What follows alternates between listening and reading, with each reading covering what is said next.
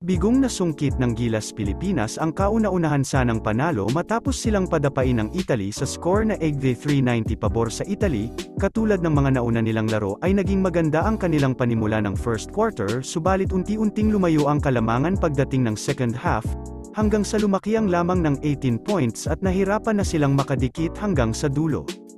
At pagdating ng second half ay dito na sila natambakan ng 18 points hanggang bahagyang nahabol ng fourth quarter, ngunit hindi na ito naging sapat upang makadikit pa sa nalalabing oras.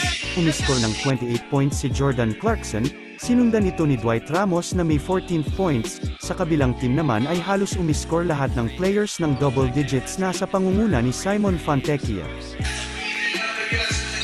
Isang napakagandang block ang ginawa ni Renz Abando matapos niyang supalpalin si Gianpaolo Rucci ng napaka-solid, bagamat napakalaki nito kumpara kay Abando.